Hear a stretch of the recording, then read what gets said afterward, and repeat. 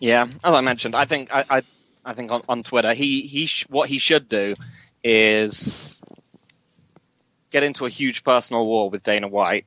Leave the UFC, go to ONE, crush cans for a few years while sniping from the sidelines, and then announce his retirement, and then come back just in time to displace a younger version of himself. You couldn't be basing this pattern on another fighter, could you?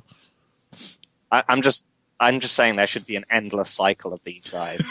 It's always the same thing. Colby's very clearly the next Ben Askren. Yeah. Who's the younger version of himself that Ben Askren's replacing? Khabib? No, Askren is replacing Covington. And then Covington I then see. replaces one in the cycle. Then we go on. Next it'll be Jared Brooks blown up to 170 pounds. Oh yeah. His issue was that he'd had some kind of glandular problem that was stopping the rest of his body catching up to the size of his head. Well, that's why his head fell to the canvas so much faster than the rest of him. Yeah. It was just sheer gravity. At 170, his ass would have hit first. He'd be just fine.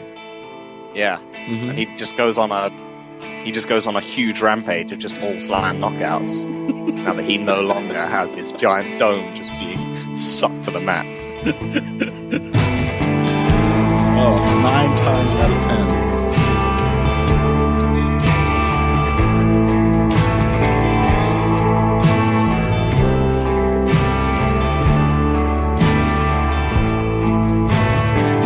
Hello, and welcome to another episode of Heavy Hands. 1 week removed from the 2018 Handies, we come to you now in preparation for the UFC's first ESPN Plus fight card.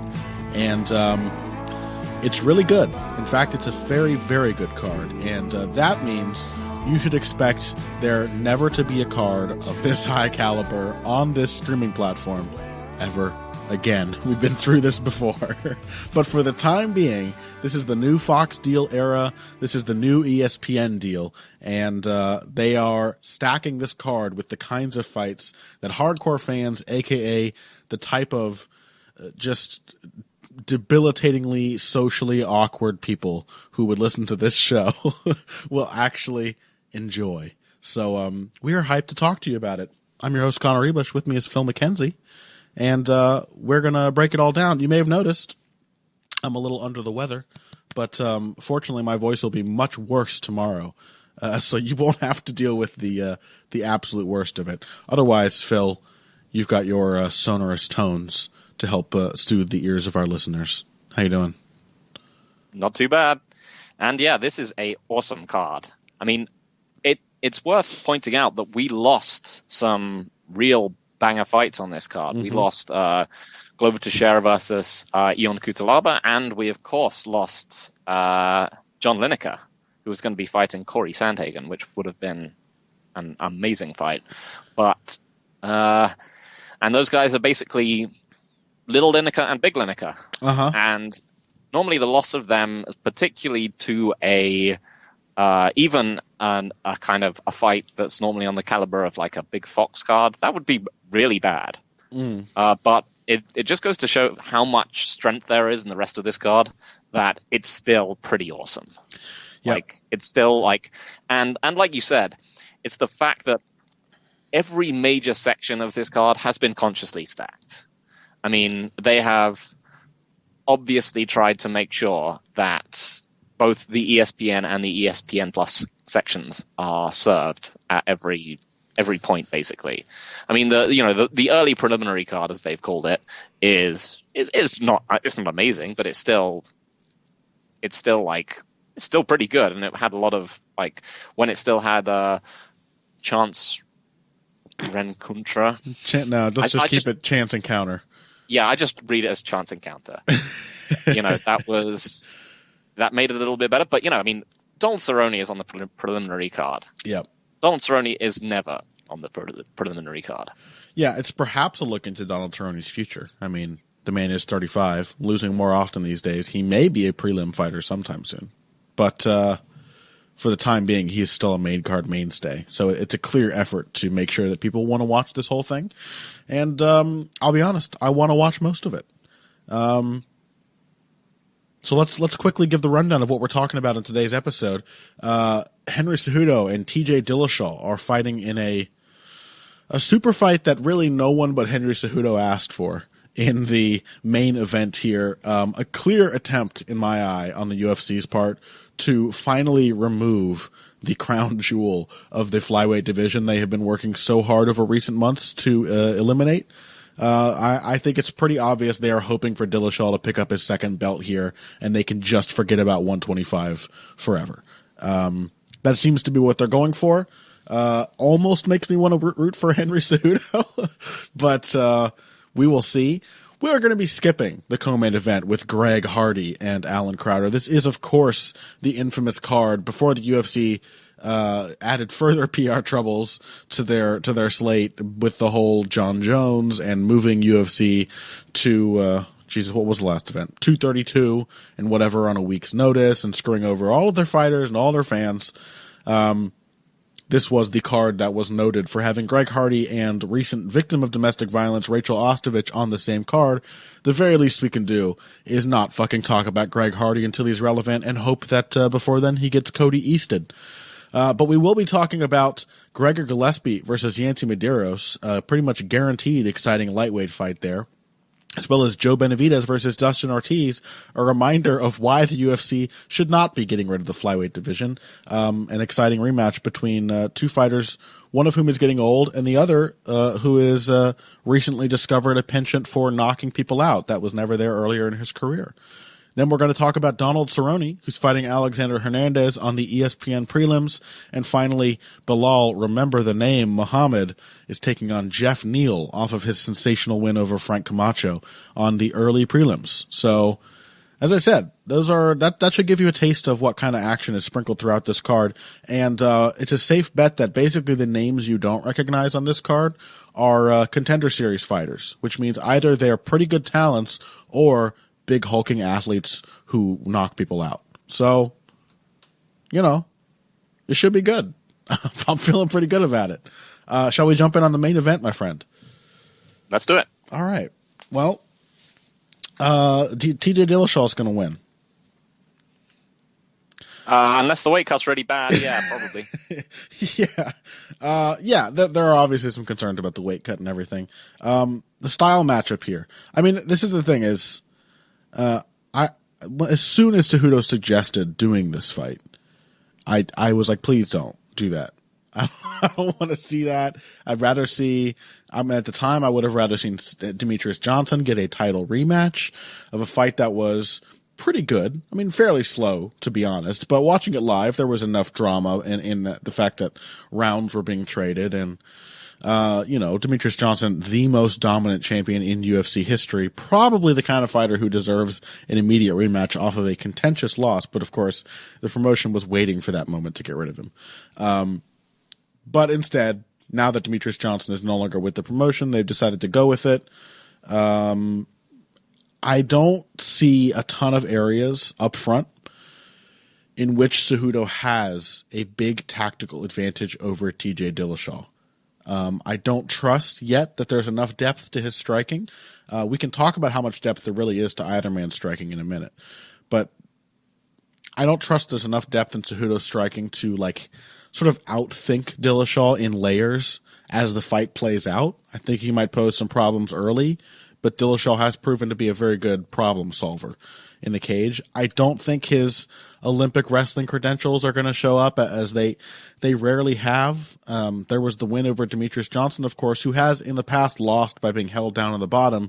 Dillashaw, on the other hand, was taken down by the last guy to hold Demetrius Johnson down and beat him before Cejudo in Dominic Cruz, and never let his shoulder blades touch the mat for more than 3 seconds at a time before bouncing back up or initiating a scramble and escaping. So, especially as the somewhat bigger man from the bigger weight class, I don't imagine that Dillashaw is going to struggle mightily with Cejudo's wrestling.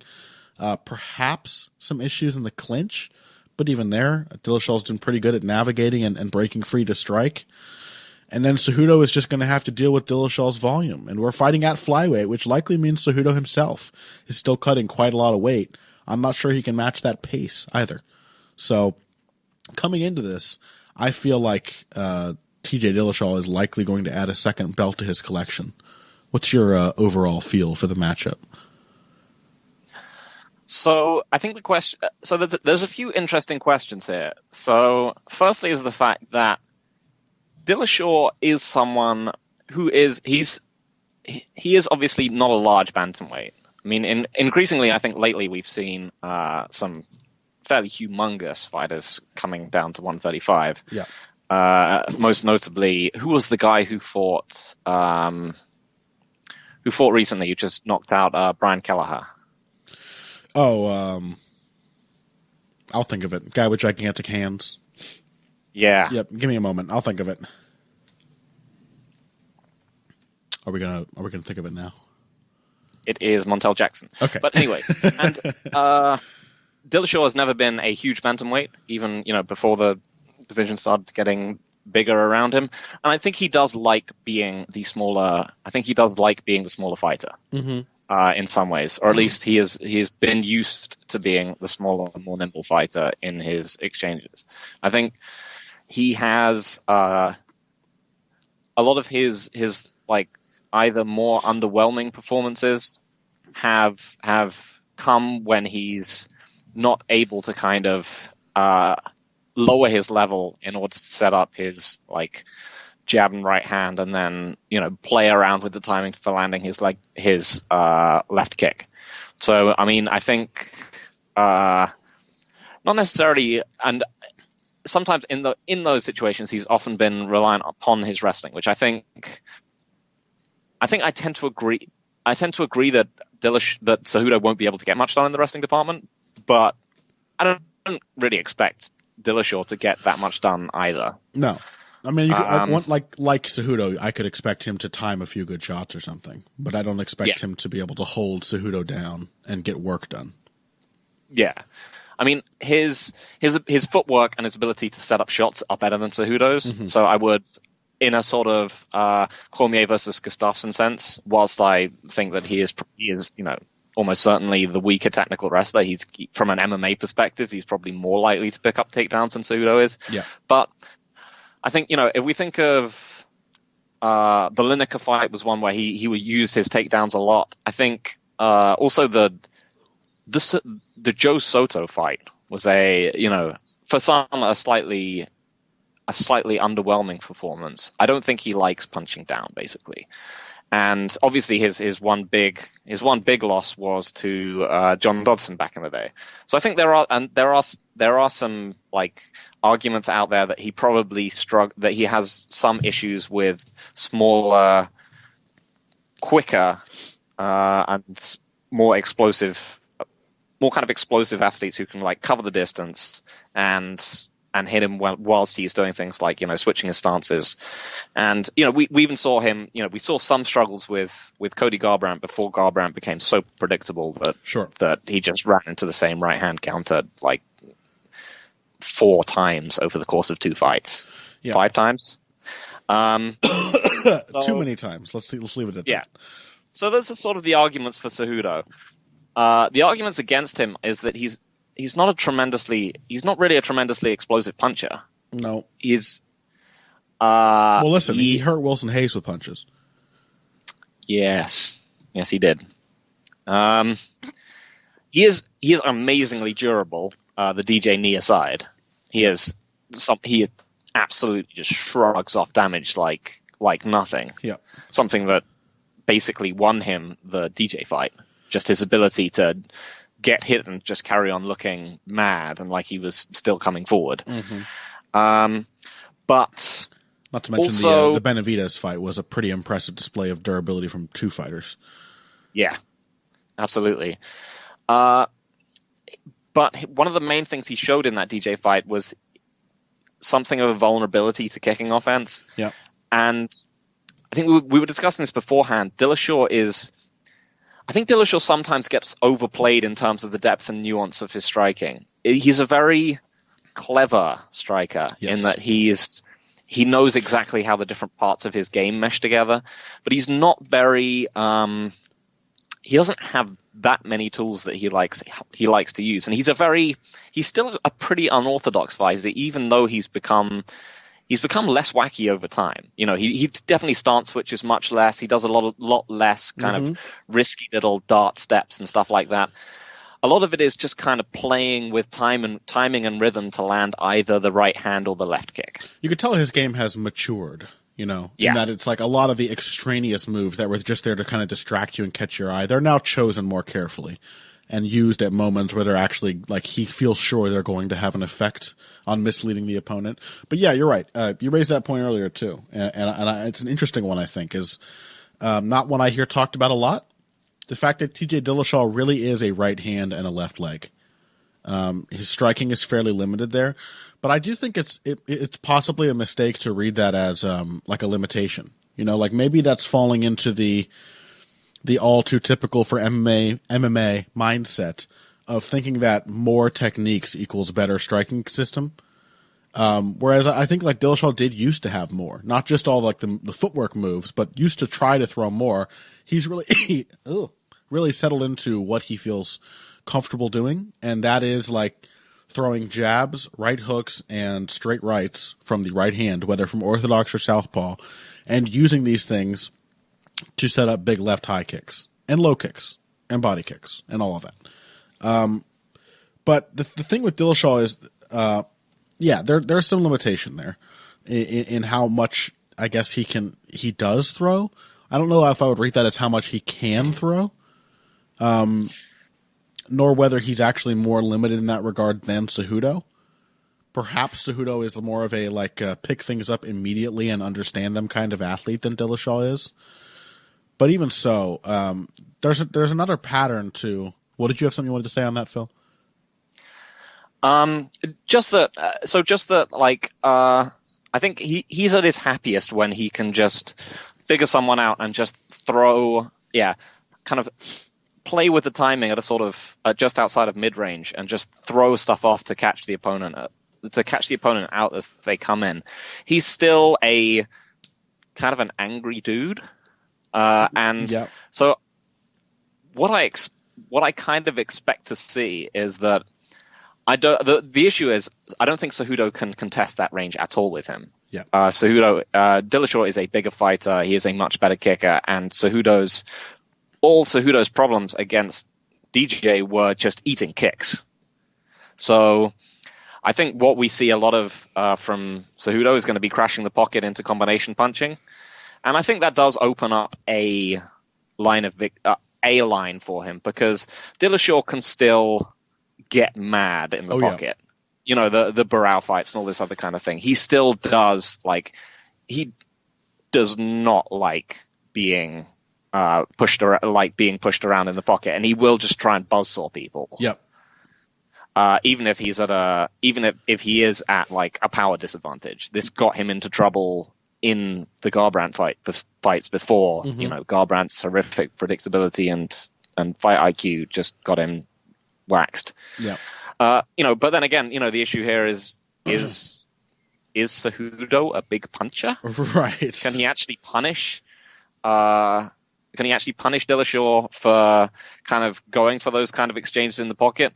And more than that, Dillashaw can sometimes. He's gotten much better at not leaving his defense behind when he's in these pocket exchanges, but Cejudo really doesn't have much of any kind of defense in the pocket exchange apart from his chin. He just tries to storm in and out physical the guy, and I'm just not sure that works. Yeah, I mean it's worth pointing out that a big part of the his fight with Benavidez, which was like the first one we saw, where we're like, whoa, Cejudo's been working on his striking, was just aggression.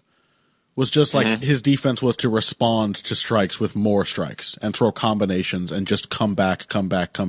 Never let Benavidez probe his defense and try to find openings. The openings were there, but he was trying to smash you back whenever you were hunting for them. I don't know how good I feel about Cejudo's most reliable path to victory being drag Dillashaw into a brawl. You know what I mean? Force him to plant his feet and swing. It's possible. Dillashaw's gotten stung early. In all the fights where he has had trouble, he's gotten stung early, I think. except for the Soto one, I guess. Although he was getting popped early in that fight. Yeah. But one of the things, you alluded to this before, one of Dillashaw's most defining characteristics, I think, is he doesn't back down from a firefight, but he also does not. He's a smart fighter who doesn't accept the idea of losing. Which I don't know if that's the mechanism that leads to this, but he's genuinely a very good adapter. I've brought this up on the show before, but I still distinctly remember how his tetherball competition with Cody Garbrandt played out in their fight, where Garbrandt racked up like 6 or 7 points on the way to 10, almost in a row, and Dillashaw kept losing his balance, but then he figured the game out. He figured out Garbrandt's, like when he should go for the ball, what the target was, how he was supposed to keep it from Garbrandt's reach, and how he could get Cody to lose his balance, which in that case was when Cody got frustrated as he saw his lead slipping away. And Dillashaw figured this out over the course of a 20-point tetherball game and ended up winning in a comeback. And his first fight with Garbrandt was very much like that. And we've also seen him in rematches. Like, for example, there's no question who won his second fight with Rafael Assunção. The first fight was close. A fight in which Dillashaw did have to come back, and actually got hurt a couple times in the first round, but definitely won the third in their first fight. Third fight, he won every round pretty clearly. But a lot of his issues, like I do expect Cejudo to give him some problems early. I do think Cejudo's going to be quick with his hands. I do think he's probably going to be aggressive. He might hit a takedown. But as the fight plays out, the reason that Dillashaw's somewhat limited array of tools is not an issue is that he's far more concerned with how he uses those tools.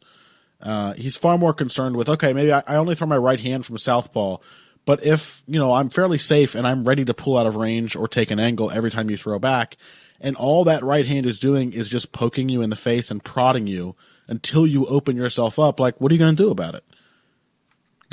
Find an answer at this range, Henry Cejudo. When I'm touching you with my right hand, just poke, poke, poke, poke. Okay, you took a big swing. Now you get countered, or now I've made you miss, and now you're getting tired. Like he builds really, really well on his early successes and becomes harder and harder to hit as the fight goes on. So I don't know. Like I can imagine Cejudo having some success, but it still feels like a huge long shot to expect Cejudo to win. Not implying that you are, but it feels like a huge long shot for him for his best chance to be making Dillashaw, like bringing out Dillashaw's inner dog and seeing if he can beat him in a firefight. Like, I'm not confident he can win a firefight. I'm even less confident that the firefight will continue to be anything close to 50-50 as the fight continues. Yeah. I totally agree with all of that. I expect the first, 2 rounds to be really fun. Yeah. Because I think that Cejudo will just try to outdo Dillashaw up close. And Dillashaw will probably be happy to oblige him, will probably get hit, and will, might even conceivably get into trouble, but I doubt it. But the thing is, Cejudo has the issue is in that in the pocket, he's just not as defensively sound, and he's not as hard a puncher as Dillashaw. Yep. And at range, he's shown a historic inability to deal with kicks. So, he doesn't really have anywhere that he wins this unless he somehow manages to, resurrect his inner Dodson and just manages to get the blitzing left hand of his life as Dillashaw changes stances early on. Yeah. It could happen. You can catch Dillashaw cold for sure, and you can get him to make mistakes early. But I'm going with Dillashaw here. I think we are seeing the final death of the flyweight division, the loss of its last champion, one who, in my humble opinion, didn't necessarily deserve that belt in the first place. Are you picking Dillashaw as well, Phil? Oh yes, definitely. I don't know whether I'm expecting him to finish. Cejudo is very tough. He is insanely tough. But also, we might be in for an Ortega Holloway situation, right, here. But we're looking at a potential attritive stoppage. I'm also thinking about the body work of Dillashaw. Dillashaw's a very disciplined all-target attacker. That's a very professional scientific phrase.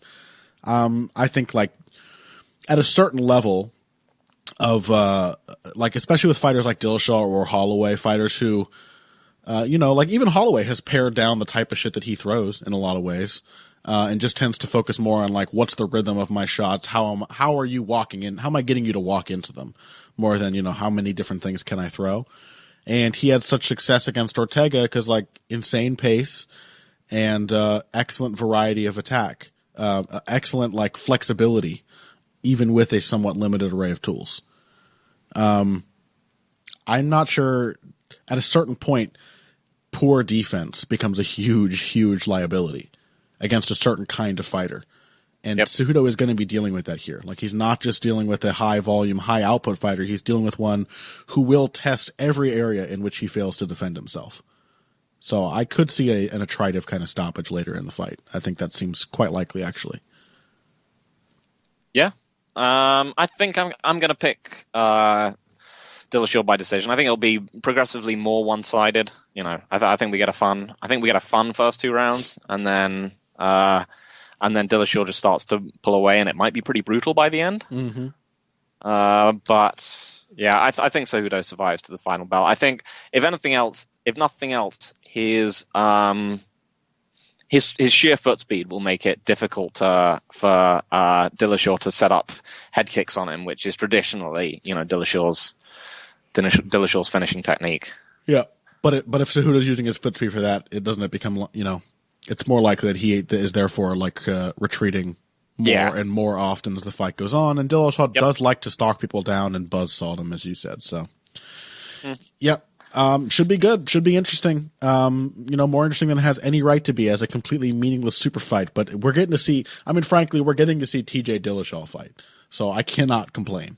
Let's take a break. When we come back, we're going to move on to the other interesting fights from this card, namely Gregor Gillespie versus Yancy Medeiros, Joe Benavidez versus Dustin Ortiz, and then finally in segment 3, we're going to touch on Donald Cerrone, who's taking on Alexander Hernandez, and Bilal, remember the name, Muhammad, against Jeff Neal. All of that after this. Hey everybody, thanks for listening to this week's Heavy Hands.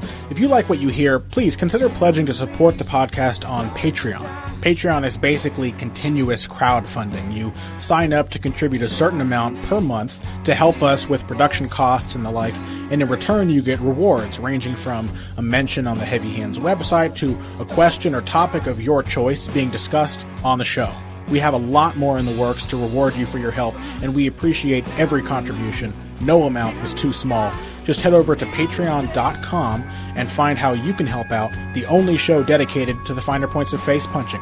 Now let's get back to it. Hello and welcome back to Heavy Hands. We're moving on through UFC, whatever it is, ESPN Plus, blah, blah, blah, Cejudo versus Dillashaw. Phil, do you think anyone noticed that I couldn't remember what the event was called or where it was taking place? No. Okay. Because no one has remembered what any UFC was called for years. That is true, actually, yes. All right. Well, we're moving on to the rest of the main card of what is, I now know, UFC Brooklyn again. Gregor Gillespie, Yancy Medeiros. Can this one also be summed up very quickly like the last one before being further explored? Is Gregor Gillespie going to just out-wrestle Yancy Medeiros? Yes, but more than this, can I offer some congratulations and I'm just generally respect the fact that they do seem to like putting Gregor Gillespie up against the most comically huge people they can. Yeah. It is awesome. I appreciate the physical disparities and the way it looks. We've had Glyco Franca and Jason Gonzalez, and frankly, then we had a couple of people who were regular sized in Jordan Rinaldi and Vince Pichel, and I was getting sick of it. Yeah. It wasn't good enough, and I want to see Gregor Gillespie keep going, fighting comically super huge guys on his way to his own personal final boss of James Vick. Yeah, I was going to say they may have missed their chance to give him James Vick, because that's obviously the ultimate match. I think they may have missed their chance. Vick's probably going to welterweight, right? Well, is he? I say that. No, I think I just in my head really, really, really hoped he was going to welterweight and then convinced myself it was the most logical choice and therefore it was going to happen. I think he has talked about it. And he got knocked out instantaneously. I always think that's kind of the thing that encourages people. Like Luke Rockhold is now committed to going to light heavyweight, I think. Also, no, he's facing Paul Felder, and I'm pretty sure that's not at welterweight. Who's facing Paul Felder? Vic. Oh, Jesus. For a second, I was like, Rockhold versus Paul Felder? What the fuck? So that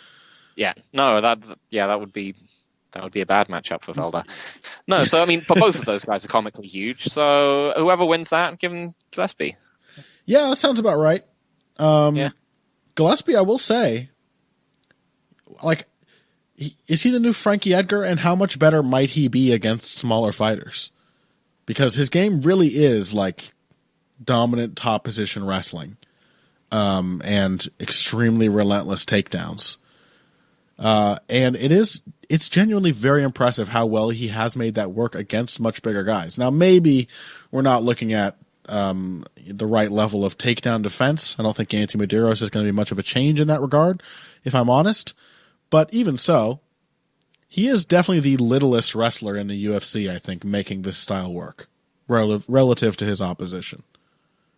Yeah, I mean, that's the awesome thing, is that it took Edgar a while to move beyond just constantly keeping people off balance into being an actual, like, offensive threat. And really, debatably, only happened down at featherweight, where he's still much smaller than most of the people that he fights, but he is also a crushing nightmare from top position. Whereas Gillespie's pretty much gotten into that already. I mean, he's finished 4 of his 5 UFC fights. By 2 of them by punches and 2 of them by submission. So, like, he's kind of come to that offensive potency much earlier in his career than Edgar did. Yeah. What makes his wrestling work so well against bigger people? Any thoughts on that?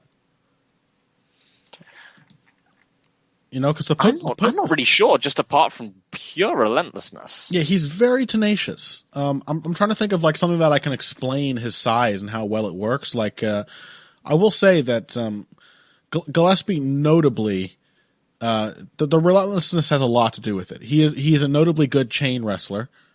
Can finish a takedown multiple ways.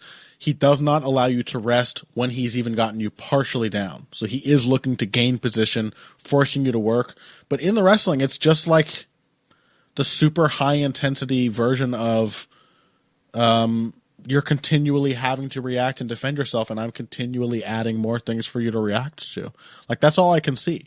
I have seen him, like against Vince Pichel a couple times, go for a shot and get overpowered. I have seen his relative lack of size bite him, but he just doesn't stop wrestling at any point, and it seems to do the trick.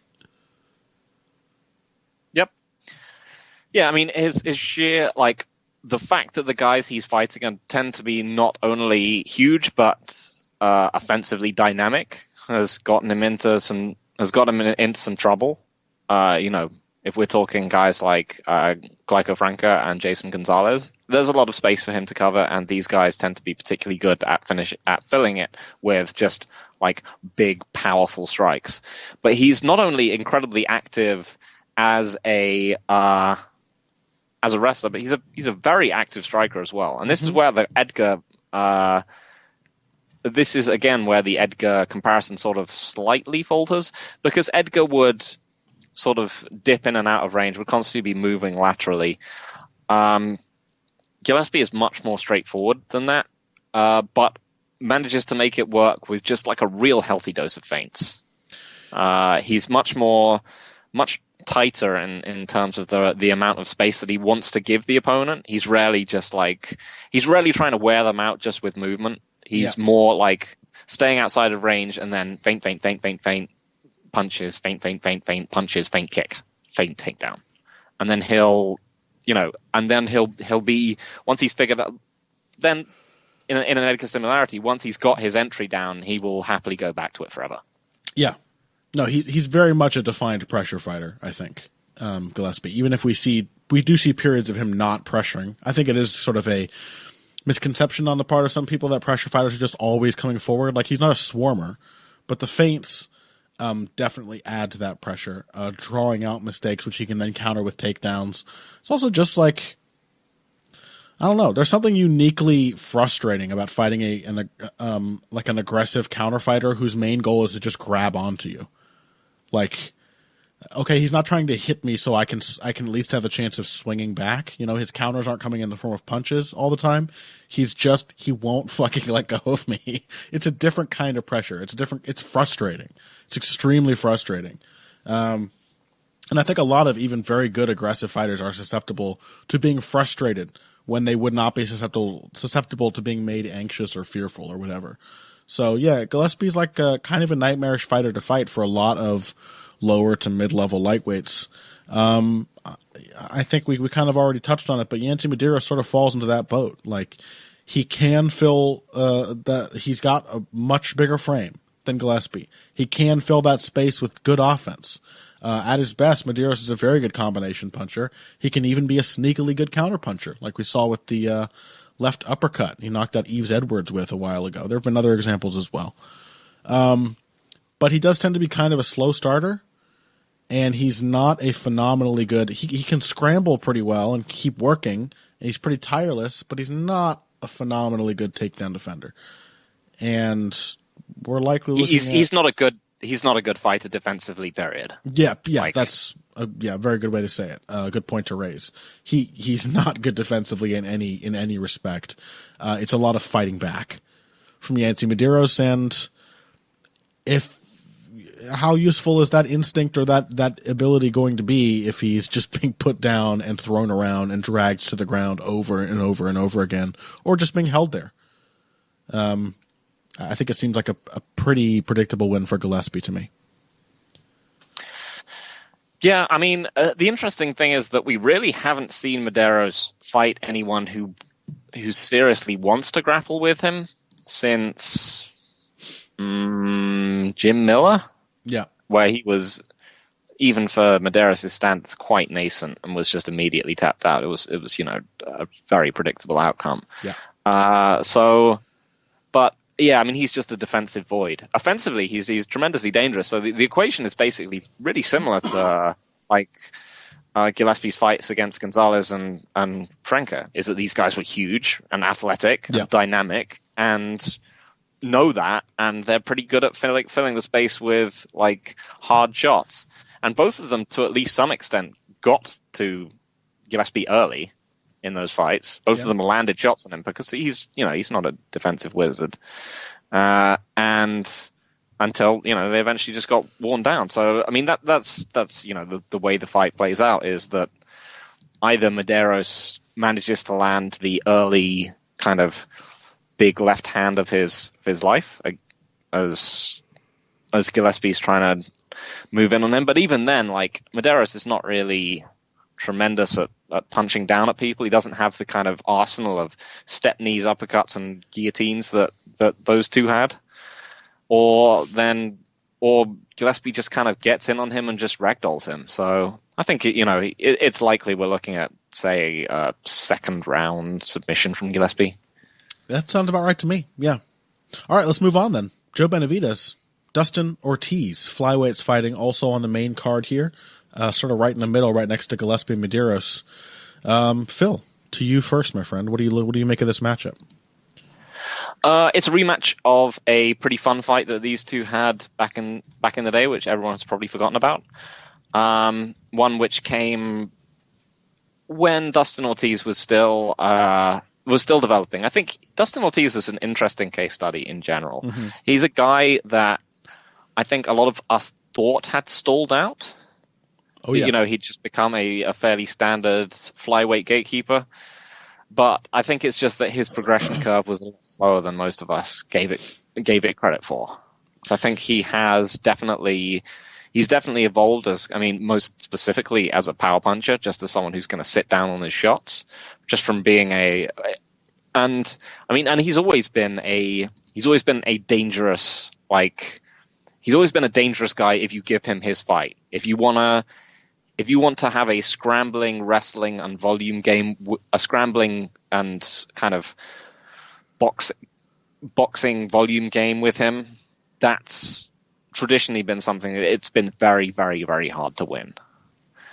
And only really Joe B is the only person that's really won that kind of fight with him. I think Wilson Hayes, that was probably one of Ortiz's most flat performances, but that was much more of a kind of range kickboxing performance from Hayes.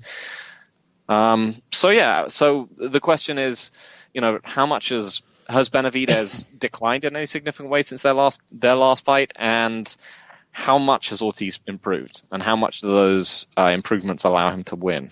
Mm-hmm. Yeah, how much of just a quick aside before we get into that, like how much of Ortiz's apparently stalled progress had to do with just the nature of the division in which he was fighting. Like, we have talked a few times about the sort of small but very choppy talent pool at flyweight, where like you just have to fight all of the other 20 fighters in the division constantly. Ortiz definitely has some of that. Like, I mean, these are the names of, like, if you've been following flyweight at all, these are the names of the guys he fought leading up to and then after fighting Benavidez the first time: John Moraga, Ray Borg, Justin Scoggins, Joe Benavidez, Willie Gates, Wilson Hayes, Jussier Formiga, Zach Makovsky, Brandon Moreno. That's all before his current win streak of 3. And those are all very reputable flyweight fighters. There is not a single no-name in the bunch. Willie Gates is far and away the lowest level of competition there. Was a one-sided win for Dustin Ortiz. So how much of that is just that, like, fighters just don't have much opportunity to break through because the parity is so strong at flyweight that the chance of losing a fight is much higher than it is in other divisions where guys are more likely to fight, at least somewhat more likely to fight an outmatched opponent. Ortiz has fought very few genuinely outmatched opponents in his entire career. Yep. And that Moreno fight, let's be honest, it was kind of a fluke in retrospect. Yeah. Not to say that, I mean, Moreno, Ortiz was absolutely winning it up to that point. Yeah. And not to say that, Moreno didn't deserve to win it or that he threw that head kick. He meant for it to land. But let's be honest, he wouldn't win that fight most times they fought. Yeah, it's maybe not the most repeatable type of win for Moreno. Yeah. So how much has changed that leads to the current knockout ability of Dustin Ortiz? That's the question for how much he's improved. Like at least the biggest indicator of improvement is that in his 3-fight win streak that he's currently on, he's knocked out cold Matthews Nicolau and Hector Sandoval, and I mean, up to that point, I don't think he'd gotten a single knockout in his career. He had some ground and pound TKOs, most of them attritive in the later rounds of the fights. In fact, all of them. And in those, they were both first-round knockouts. Like, where did that come from? Is it just good luck, or has something materially changed in the way that Ortiz fights? I think it's basically just him sitting down his punches more. Yeah. Like, nothing really more than that. Is that he tended to be a guy who was very MMA in his approach, would tend to punch into the clinch and would sort of be shifting his weight, ready to do that as he was throwing. And now he's punching to punch. So yeah, I mean his knockout over Nicolau, incredibly impressive. Like I was very high on Nicolau before that, and Thanks. I thought that Ortiz, his typically relentless aggression would make him kind of meat for Nicolau's counters, and instead he kind of knocked him the fuck out. Yeah, I mean, I think that there has been a clear change in in Ortiz sitting down his punches, or more broadly, like learning how and when to push forward with offense. He's always been very quick, but like if you go back and watch his first fight with Joe B, like it's a lot of him trying to use that speed to like slip away and pull away and counter, like a little Dominic Cruz thing going on where like the form of the punches is really bad. The footwork is pretty iffy, but it's like, as long as I'm timing you and getting away, I should just be kind of swinging something wildly at your head. Experience does seem to have granted him like a much, much stronger understanding of the distance between himself and his opponent and how to time an aggressive attack rather than just like sort of, he's always been very quick, as I said, but rather than sort of tensely waiting on the trigger for you to throw at your opponent is using your speed to set them up and come in with power. He did that to Nicolau. He did it to Sandoval as well. The thing is he going to have a chance to do that against Benavidez? Because I think Benavidez has definitely slowed down. We have definitely seen the cracks appearing. I don't want us to forget that just because he sort of reasserted himself with that win over, was it Perez? Yeah. Yep. Just because he reasserted himself with that big win, he was definitely slowing down and wearing more shots. He was going through like Anderson Silva or GSP, where they were still great fighters, that they were still able to make it work. But looking back, you're like, okay, I can see where the decline was having a serious effect. But for all of that, Benavidez can still be a really mean, aggressive fighter, as we saw in the Alex Perez fight. So will Dustin Ortiz fall into doing the same thing he was doing before? Is there anything to suggest that he's more capable of out wrestling Benavidez than he was last time? I still have to wonder, like, how much success can he have against Benavidez if Benavidez is just like throwing back and nailing him persistently for 3 rounds? I think it's a very tough ask to want to out wrestle Joseph Benavidez.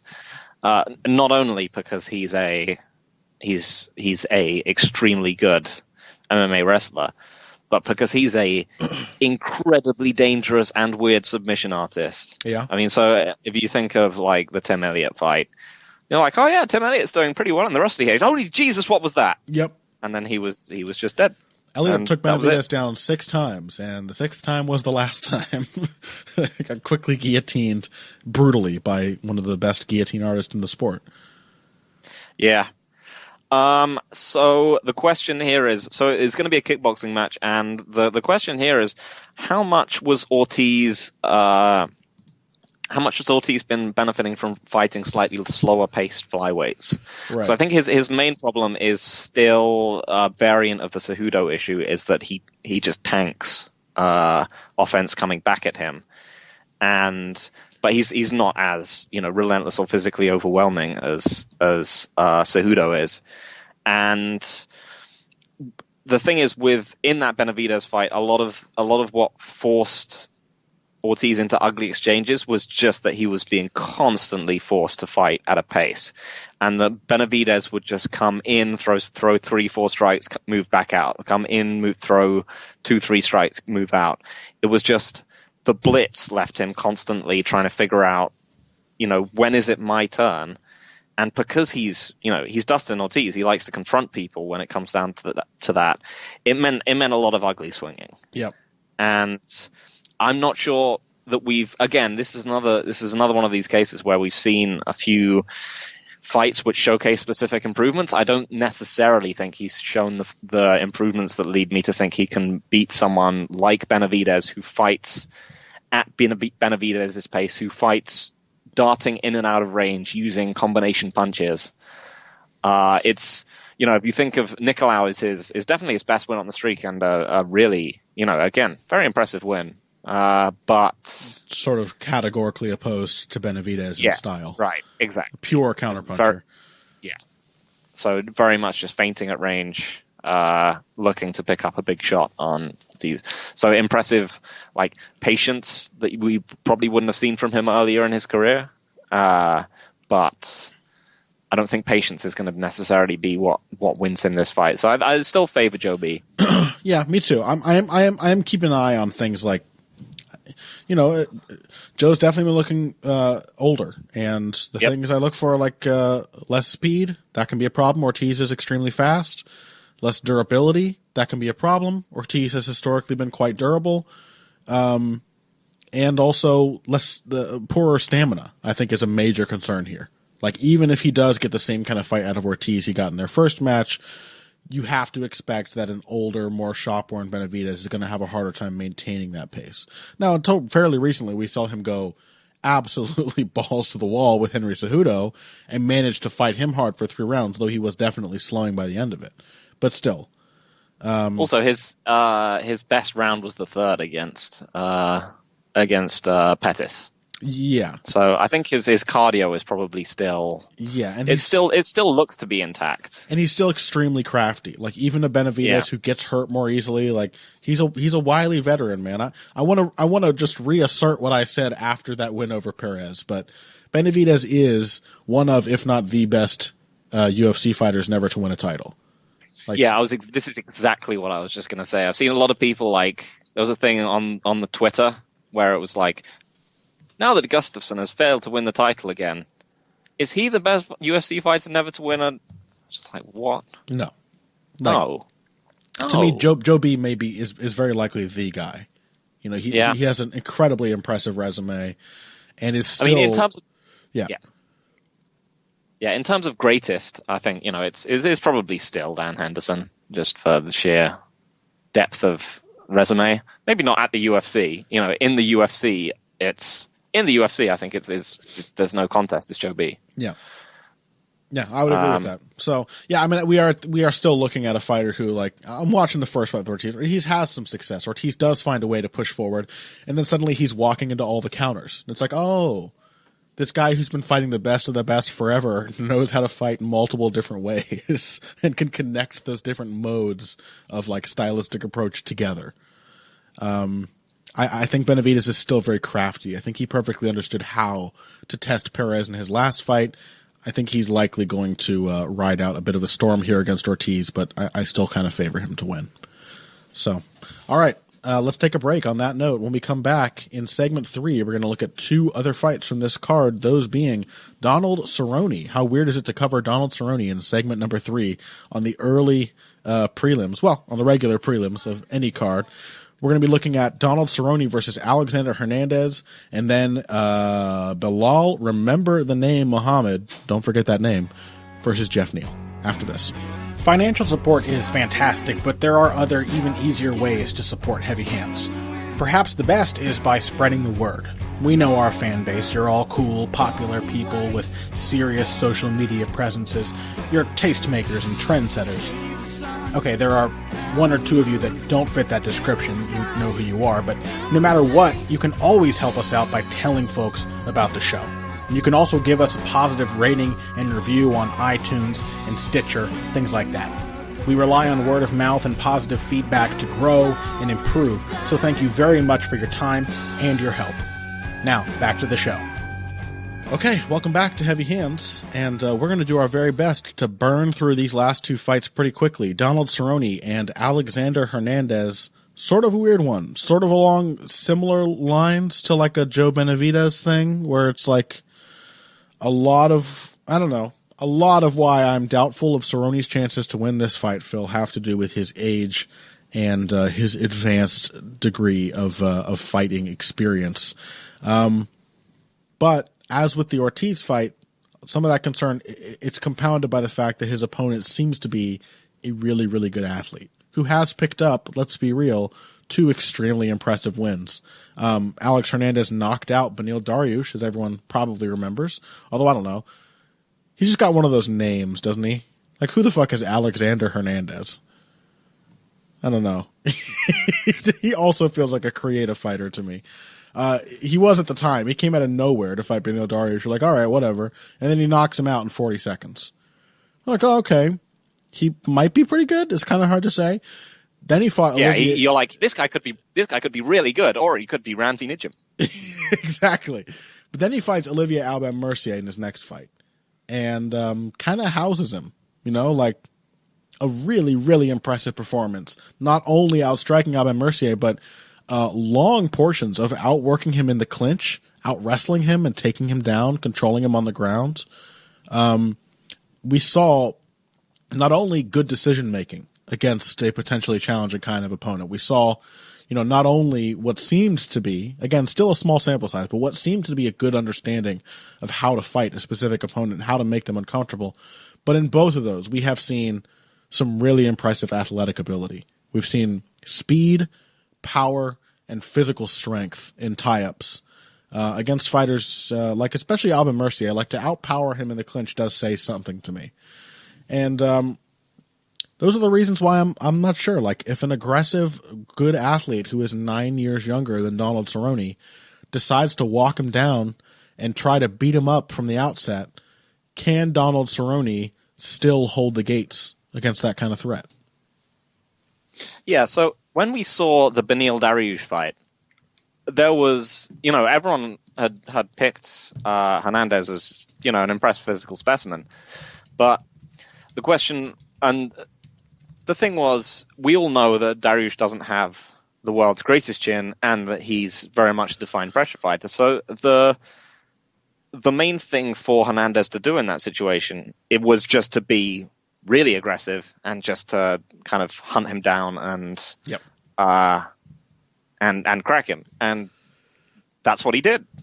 And so whilst the fight, the fight itself wasn't particularly revealing from the aforementioned he could just be Ramsey Nijem perspective, it was notable in that it was exactly the right thing to do.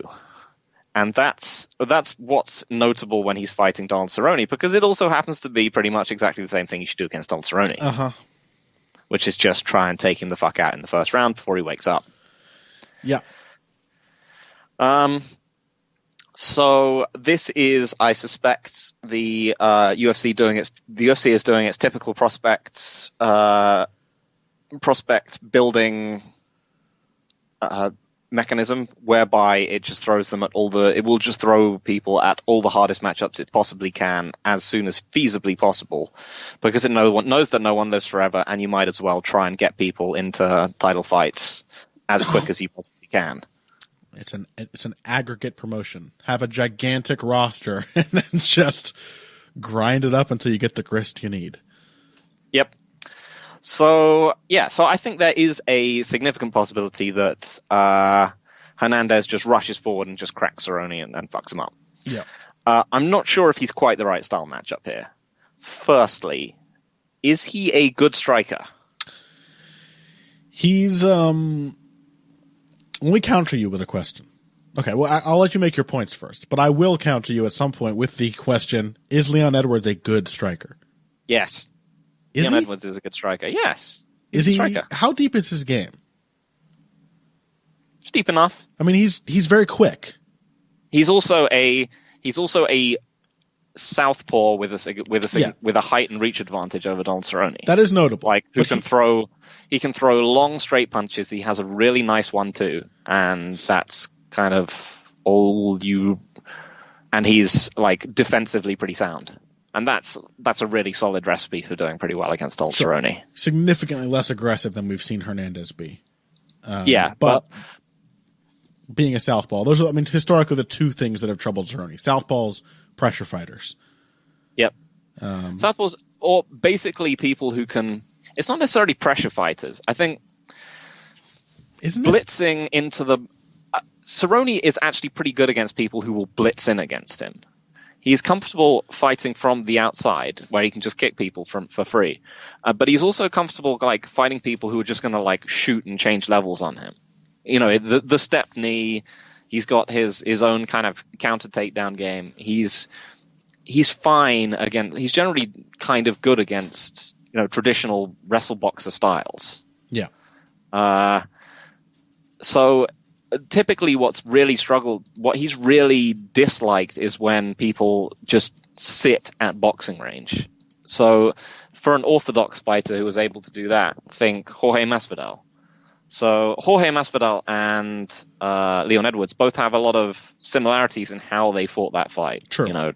Just maintained at a boxing range, and it was the fact that these guys were, Masvidal is 6 feet tall. Leon Edwards is also 6 feet tall. These guys are as tall or more so than, or had reach advantages over Cerrone, allowed them to kind of sit out there at boxing range. Meanwhile, Eddie Alvarez, obviously, was compelled to try and blitz in constantly and just either got chewed up at range or, walked into step knees and counters on the way in. So is Hernandez a blitzer, or is he someone who can maintain the pocket? And from my perspective, he's a blitzer. Yeah, I would agree.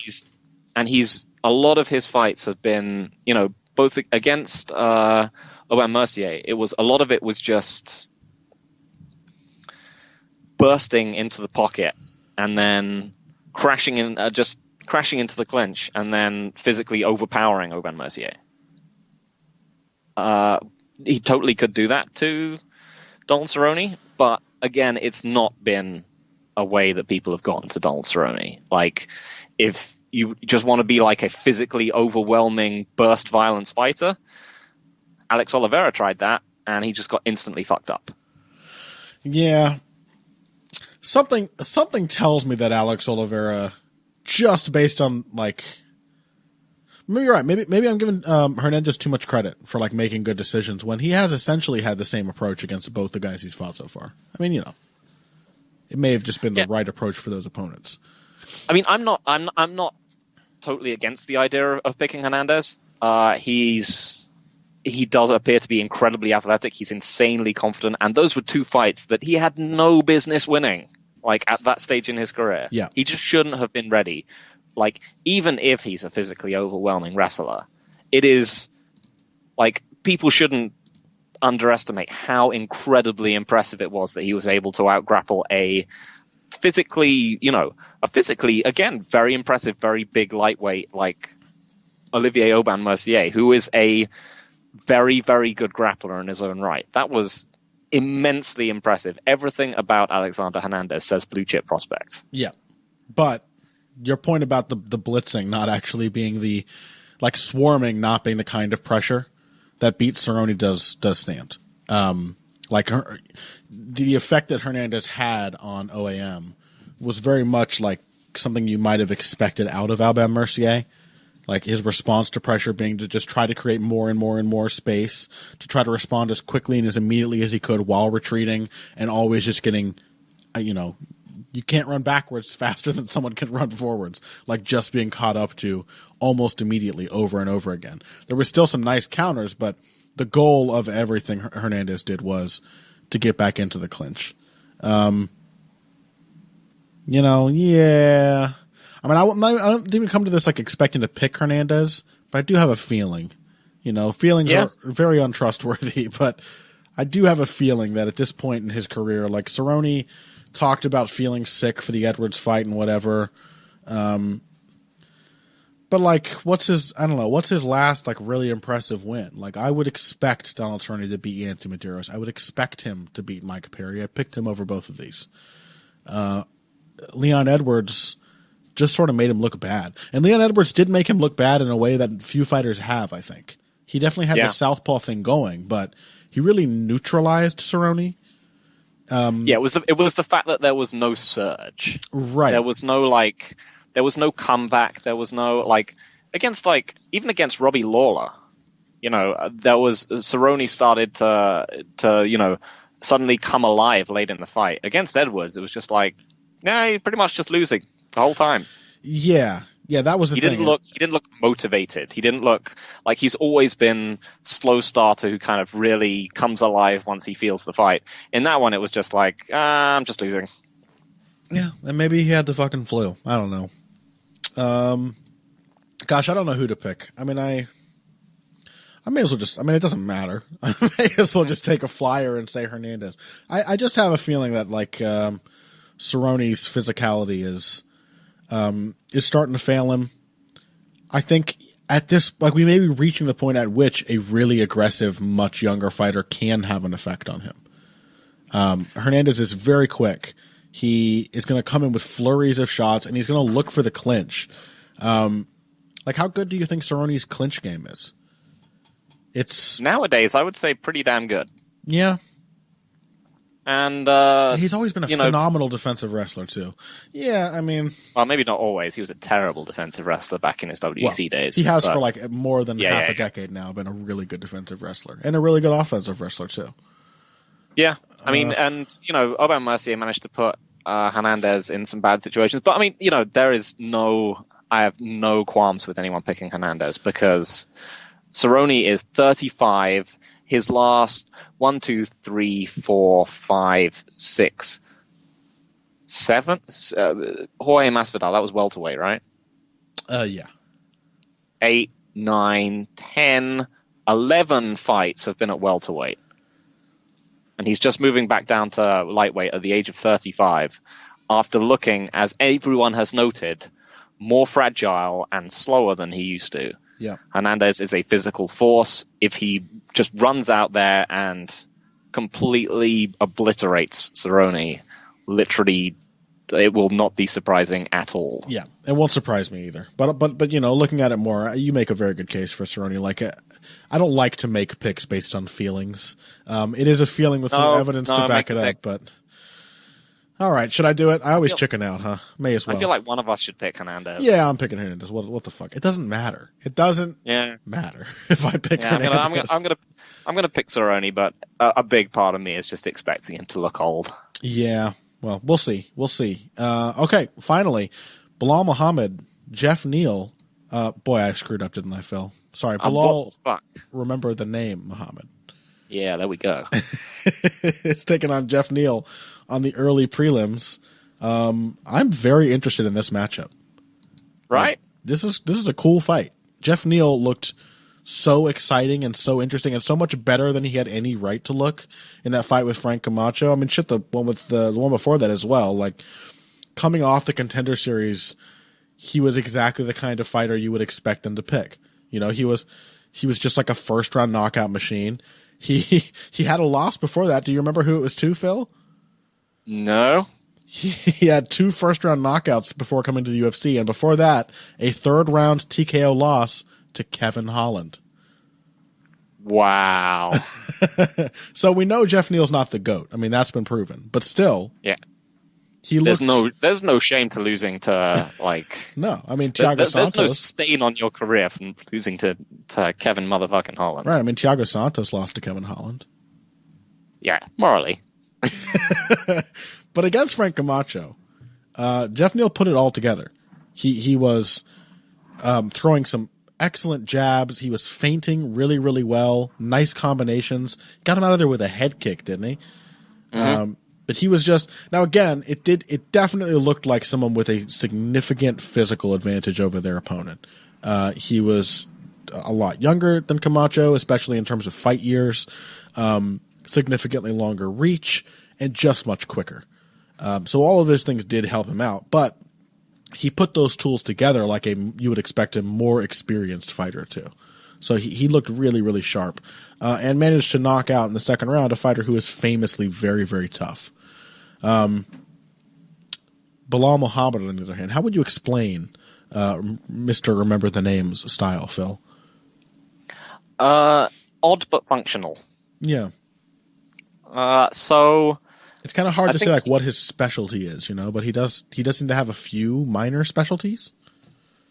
Yeah, so I mean, I would say he's sort of a pressure fighter in that he's primarily a sort of he's very well rounded, let's say. And all the pieces do work together. So the basic pieces are a kind of right hand that he likes to throw as a counter, a leg kick, and an actually pretty decent clinch wrestling game.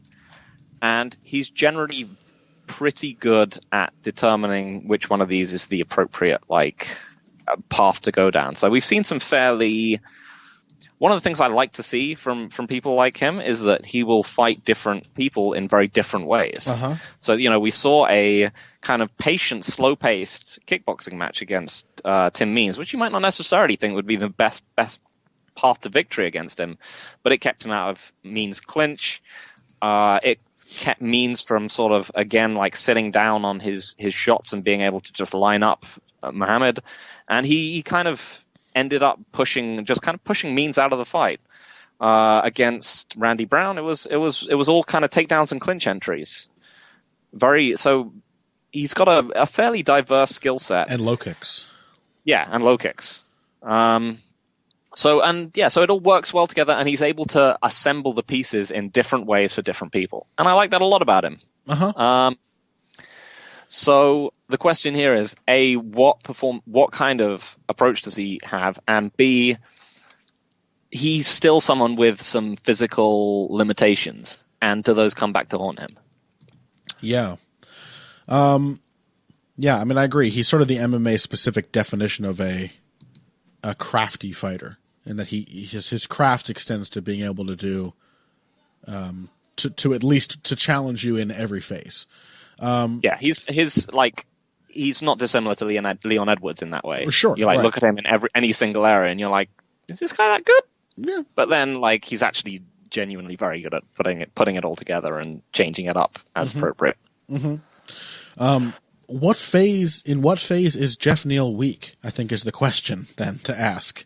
Is what does remember the name Muhammad? You know, Phil, I was trying to commit to this a bit, but I'm getting real sick of saying it already. Is that just proof that I should press on? So he needs to. So I would suspect we're going to see a resurrection of the Randy Brown game plan here. Yeah, I mean, I don't know if there's much evidence to suggest that Neal is susceptible to being taken down, but he has been boxing people up. You just kind of have to imagine that, like, somebody's going to take him down. He's going to look decidedly less sure of what to do, right? Yeah, I mean, Camacho's tried for some takedowns on him, but it's Frank Camacho at welterweight. Yeah, there are only like judo takedowns from him. Yeah, and he did manage to get in on, he managed to get in on takedowns against Neal. But, yeah, I mean, the issue with Muhammad is that his game is both somewhat modular, but also he's had some issues adapting to real high-level athletes because his defense is all kind of skipping backwards out of the way and hand parries. Yeah. Which is fine. It's but fairly also, similar to Muhammad's style of striking defense, to be honest. That's what I meant. Sorry, Muhammad's style of is very much like high guard is a lot of parries, a lot of very busy handwork. But he can be gotten to with like really hard shots down the middle. So Neal definitely kind of has that available. In general, I think I'm gonna pick Bilal. Remember the name Muhammad. I like him a lot, and I think we've seen like Jeff Neal has looked very good in the UFC. Yep. I'm not sure if he's. I think this is a significant level up in terms of the amount of like craft in multiple areas that someone like Muhammad can bring to the table. So I think his, I mean, as I said, Bilal, remember the name Muhammad, did pretty much beat Tim Means in a pure kickboxing match. And this is not something to like sniff at. Not at all. Yeah. Even when he was getting completely fucked up by, who was it again? Joban. He still managed to just put on a incredible rally in the third round. Yeah. He is insanely mentally tough. So I think that it might just be a bit too soon for Jeff Neal. I think that Muhammad will figure out how to make him more comfortable. I think it's going to be, as I said, the kind of Randy Brown game plan of leg kicks, clinch, pressure, leg kicks, clinch, pressure, and then try and get takedowns. I think he's actually a pretty good top position. Like he's actually pretty good at doing damage from top position. So yeah, I think just pace and pressure, and Bilal, remember the name Muhammad, to keep his non-existent path towards 170 contendership moving. To keep hanging out in limbo. I think I tend to agree. Like one thing you can see from Neal's fight with Kevin Holland is sort of a hesitant reaction to a kick-based offense. Muhammad is a good kicker. He's also a very good jabber. Which leads to, setting up those kicks. He can be more of an evasive, patient fighter, as we saw against Means. I think the Brown fight sort of had a bit of that in addition to the wrestling, and I can see that being effective. Like for all that I love Frank Camacho, and he is a fighter I would describe as surprisingly crafty. Bilal, remember the name Muhammad, is just crafty. Like he doesn't shock you because he looks bad and then in some ways isn't as bad as you thought. He's in fact very good. And unlike Alexander Hernandez, where I have some thoughts about how he may make good decisions, I know Bilal Muhammad makes good decisions in fights. And you can run Frank Camacho into the end of your long arms over and over again, but how do you deal with a fighter who is just sort of picking you apart, lulling you into making mistakes, and then very likely taking you down every time you commit to one of those mistakes? I think there's just a lot of room for an educated, crafty fighter to find holes in Neal's still developing game. But yeah, the athleticism might be a problem. And Neal's got really quick, really powerful hands and reach. So, yeah, it'll be interesting. It's a very enticing matchup. Not an easy test for Jeff Neal, but I think he's already moved past the point of easy tests with that win over Camacho. So it feels right. I'm excited to see it. I'm excited to see this whole damn card, Phil. It's solid, and it was worth a little wait. In fact, the wait probably has added significantly to the feeling of excitement that I got some time off of the UFC, and now we're back, and it feels good to be back. So, all right. Before we wrap it up, do you have anything coming out this week in anticipation of this card, or anything came out lately you want people to check out? Well, I did have that Sage Northcutt piece because it was long and overly long and involved. It's sort of been put into editorial, should be coming out as like a feature. So they've got some nice artwork and stuff being put on it. So nice. That should be coming out, I would guess, any day now. And yeah, so if you want to read overly long treatises on UFC strategy disguised as a Sage Northcutt piece, then check it out. Awesome. I don't know what the hell I'm doing, but there will be something related to this UFC card, Cejudo versus Dillashaw. So keep your eyes peeled, and you can find all that stuff on bloodyelbow.com, both my work and Phil's. You can find both of us on social media as well. On Twitter is the likeliest place. Phil is at Evil Greg Jackson, and I am at Boxing Bush. That's BUSCH. Otherwise, check out our Patreon. Share the show with your friends. Positive ratings and reviews. You can find us on iTunes, Spotify, Stitcher, and the Google Play Store. And, of course, on YouTube. And if you aren't already listening to it there, you can always find us on the Heavy Hands channel on YouTube, where I also have all of my boxing analysis videos. I need to do some more of those, so maybe expect some of those in the near future as well. But you can find the show at all of those outlets. Thank you for listening. Thank you for supporting us. A big thanks to our patrons as always. And we will talk to you guys next week. Until then, if you came here today for the finer points of face punching, you came to the right place. This has been Heavy Hands.